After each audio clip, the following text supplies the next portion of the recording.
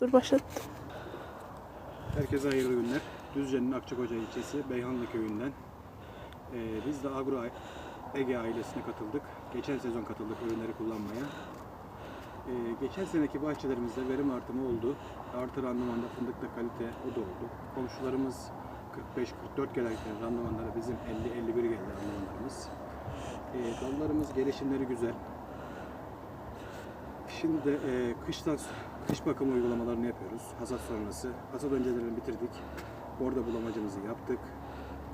Şimdi de bor, çinko, demir, sülfat takviyelerini yapıyoruz fındığımıza. Şimdi birazdan uygulamaya başlayacağız. İşte bahçelerimizde bu şekilde gösterebilirim size. Püsküller. Verim çok güzel. Herkese iyilik günler. Agro Ege ailesine çok teşekkür ederiz. Akçakoca Bayi, Altınçay Tarım'a, Levent Yıldırım'a çok teşekkür ederim. Bizleri bu ürünlerle tanıştırdığı için. Allah ondan razı olsun.